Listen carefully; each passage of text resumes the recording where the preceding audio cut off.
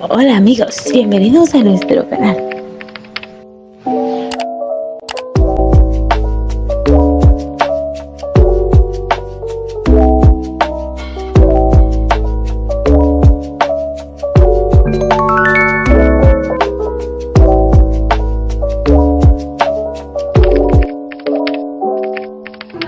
Hablando sobre el tema sustitución nucleofílica, en este caso hablando sobre la CN2 y molecular, que más adelante les explicaré el porqué de este nombre. Para comenzar con esto les estaré hablando sobre los componentes que tiene esta reacción, esta sustitución de reacción.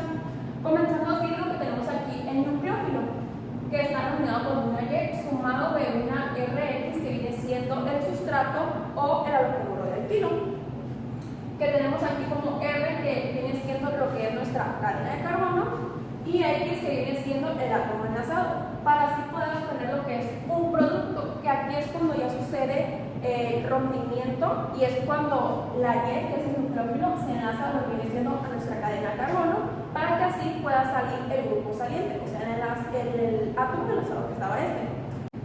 Como bien sabemos, nuestro nucleófilo tiende a tener carga negativa, es decir, este tiene cierta atracción por lo que viene siendo los núcleos que tienen carga positiva. Es por eso el rompimiento del enlace y lo que ocurre esa reacción cuando se une a lo que viene siendo nuestro enlace de carbono, ya que esta es la que contiene la carga positiva. Otra cosa que tenemos que tener muy en cuenta es que para que esto se pueda realizar, es que nuestro sustrato sea un enlace polarizado. Es así, como vuelvo a repetir, el hecho de esta sustitución, que es cuando el grupo saliente sale y es donde rompe el enlace y es cuando se va uniendo lo que es el núcleo. Otro punto que tenemos que tener en consideración es que para que se pueda realizar esta sustitución es que nuestro carbono tiene que ser del tipo sp3. Bueno, a ver aquí.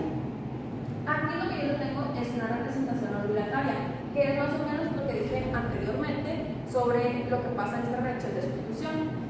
Como pueden ver, aquí tenemos el carbono y está aquí con sus grupos y está enlazado a lo que viene siendo el enlace del átomo. ¿Y cómo se va a hacer esta sustitución? Bueno, aquí tenemos lo que es nuestro núcleo. Este se va a comenzar a enlazar por el lado opuesto al enlace sigma, que une a lo que es el carbono y el grupo saliente, que como ya sabemos, el enlace sigma es el grupo saliente por este lado. Como podemos notar, aquí lo que tenemos es el producto, cuando ya el nucleófilo está unido a lo que viene siendo el carbono. Y acá los grupos que estaban de este lado pasan a estar al lado contrario, o sea, al lado opuesto de la reacción. Y aquí lo que tenemos es que es la configuración estereoquímica invertida, que como podemos notar, cuando R está de un lado, C va a estar del otro. Ahora bien, les voy a decir por qué el nombre de SN2 molecular. Como podemos ver aquí, tenemos lo que viene siendo un estado de transición. ¿Qué es lo que pasa? Que cuando el nucleófilo se está uniendo al carbono, lo que viene siendo el grupo saliente, este aún no sale por completo de lo que viene siendo la reacción. Es decir, se encuentra todavía unido. Por lo tanto, tenemos dos moléculas y es por eso el nombre de molecular en este estado de transición.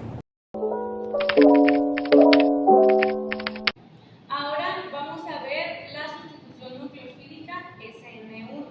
Como nuestra compañera comentaba anteriormente, vamos a basarnos en este mecanismo. La sustitución va a estar constituida por medio de un sustrato en donde uno de los grupos del sustrato va a ser sustituido por otro. Como nuestra compañera comentaba, aquí tenemos Y, que es el nucleófilo, y simplemente va a sustituir el grupo. Acá en el producto ya está Y X se convierte ya en el grupo saliente. Ahora aquí tenemos nuestra molécula, nuestra estructura, ya lo tenemos de una manera orbital. Un requisito muy importante que necesitamos es que nuestro sustrato sea sp3. Aquí lo tenemos sp3 y una vez que nuestro grupo saliente salga, pues se va a quedar con una carga negativa. Y nuestro carbono se va a convertir en un carbocatión, o sea que se quedará con la carga positiva. Y esto significa que estará polarizado hacia este lado. Como comentaba nuestra compañera, es muy importante que suceda una polarización para poder realizar nuestra sustitución nucleofílica, ya sea S1 o SN2. Ahora aquí, una vez que el grupo saliente sale y que obtenemos el carbocatión, ya no va a ser sp3, se va a convertir en sp2. Aquí tenemos ya nuestra molécula. Una vez que el grupo saliente sale, tenemos aquí nuestro carbocatión, que significa, ya lo tenemos como sp2. Aquí tenemos los dos orbitales p vacíos, lo que significa que están dispuestos a aceptar electrones. Tenemos que tomar en cuenta que nosotros tenemos una disolución, lo que significa que las moléculas van a estar dispersas, van a estar moviéndose. Entonces, eso significa que en nuestro nucleófilo hay probabilidad de que se enlace de este lado, pero también se puede enlazar de este lado, en este orbital. Entonces, tenemos dos probabilidades, que se enlace aquí o que se enlace por acá. Ahora lo que hice fue que dibujé las dos maneras sobre cómo se enlazaría nuestro nucleófilo. Aquí sobre el lado izquierdo y acá se hubiera enlazado del lado derecho. Como nos podemos dar cuenta, se crea una imagen especular, lo que significa que tenemos un par de moléculas que son enantiómeros. Ahora en nuestra mezcla, si se enlazara de este lado, hay una probabilidad de que fuera el 50%, y de este lado también el 50%. Entonces tendríamos una mezcla 50-50 y la conoceríamos como una mezcla racémica. Aquí tenemos nuestro par de moléculas. Ya como pueden observar, tenemos nuestra imagen especular, ya que tenemos esta molécula y esta está como inversa a esta molécula. Sí, como yo dije anteriormente, era un enantiómero. Los enantiómeros tienen la característica de que son imágenes especulares, pero no son superponibles. Entonces vamos a comprobar que sea o no sea superponible. Tenemos aquí esta molécula y la tenemos de esta otra manera. Lo que hicimos fue que la giramos. Como pueden observar, este del color azul está de este lado. O sea, este rojo la giramos, entonces quedó de este lado, y este que estaba atrás quedó acá enfrente. Entonces, si nosotros tratamos de superponerlas, si ponerlas encima, las dos moléculas, esta con esta, podemos ver que este sí quedaría igual a este quedaría igual a este, pero si observan estos dos, quedarían contrarios. Entonces, eso nos hace ver que no son superponibles, lo cual son unos enantiómeros. Ahora les voy a explicar a qué se debe el nombre SN1. Lo que sucede es que durante todo el proceso, la parte en donde el grupo saliente va saliendo del carbocatión, lo que pasa es que esta es la parte más lenta, lo que significa que requiere de más energía. Entonces, como todo está pasando simplemente en esa molécula, que se requiere la mayor energía en esta parte, como es nada más en una molécula, por eso esto lo convierte en unimolecular. Por eso viene el nombre de uno, porque todo pasa en una molécula, lo que lo llaman unimolecular. A continuación vamos a ver la reacción de eliminación E1, y para eso tenemos que conocer antes qué es una eliminación. Una eliminación es la pérdida de dos átomos o de un grupo saliente de nuestro sustrato. Como podemos observar aquí, tenemos nuestro sustrato con un grupo saliente y un protón. Esta reacción de eliminación consta de dos etapas. En la primera etapa es la salida del grupo X o del grupo saliente. Cuando nuestra X sale, se lleva sus dos electrones, dejando así un carbocatión o un carbono con carga positiva. Esto quiere decir que pasa de una hibridación sp2 a una hibridación sp3, lo que quiere decir que tenemos un orbital p libre para poder formar un enlace pi. En la segunda etapa tenemos la entrada de nuestra base para poderse llevar a nuestro protón o nuestro hidrógeno. La base se va a llevar a un hidrógeno o a un protón del carbono adyacente del carbocatión. Los electrones que estaban en el enlace sigma entre el carbono y el protón que fue extraído se van a transferir a la carga positiva del carbocatión, lo que quiere decir que va a pasar de una hibridación sp2 a sp3, para así formar nuestro alqueno. Lo especial de esta reacción de eliminación E1 es que nuestro primer enlace, el enlace sencillo, es un enlace que se puede girar.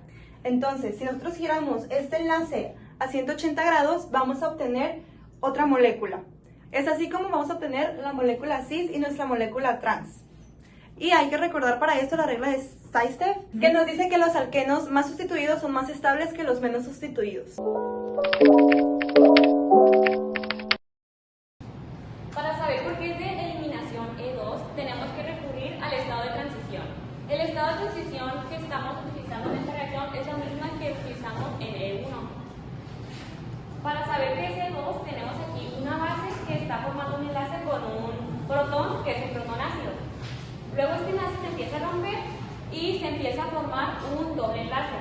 Y al mismo tiempo se empieza a romper el enlace carbono o el grupo saliente. Todo esto está sucediendo en la misma etapa y este estado de transición es donde se contiene la mayor energía. También para saber qué es E2 tenemos dos moléculas, que es el sustrato y el grupo saliente y la base. Que mientras tenemos dos moléculas en el mismo estado de transición, eso nos quiere decir que es E2. Los principales factores que afectan la eliminación E2 son 4. La primera es la naturaleza del grupo saliente, que mientras el grupo saliente sea más fácil de eliminar, será mucho más fácil el estado de transición.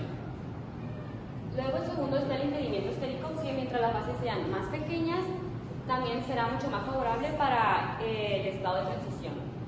La tercera es la naturaleza de la base, que mientras más básicas, será mucho más fácil la eliminación bimolecular. En cuarto tenemos el disolvente, que se ocupa un disolvente polar acrótico para que, como ya mencioné en los otros 4, para que sea mucho más fácil la eliminación E2. Y un ejemplo de disolvente polar acrótico es el OH. Ahora para E1 y E2 dividimos en 4 puntos. Bueno, que es la naturaleza X, el impedimento estérico, naturaleza de la base y disolvente. Para E1 en la naturaleza X es que es un buen grupo saliente y es fácil de estabilizar el carbocatión. Para E2 es fácil de eliminar y el hidrógeno es un poco impedido. Ahora el segundo punto, que es impedimento estérico, es que en la E1 no afecta mucho, mientras que E2 son bases pequeñas. Y para la naturaleza de la base, en E1 la base es débil y para E2 es más básica. Para disolvente E1 y disolvente E2 son las mismas, que son polar prótico.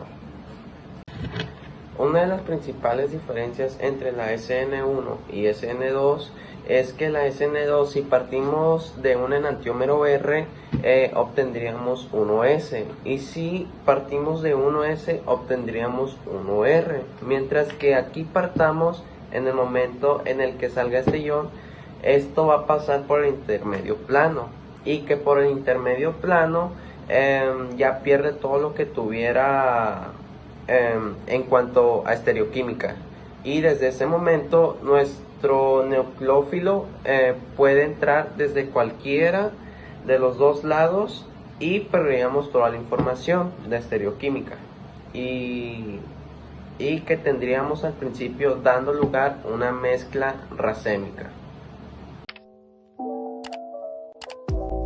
Y gracias por ver y suscríbanse al canal y denle like y compartan y comenten. Activen la campana de notificaciones. Mis redes sociales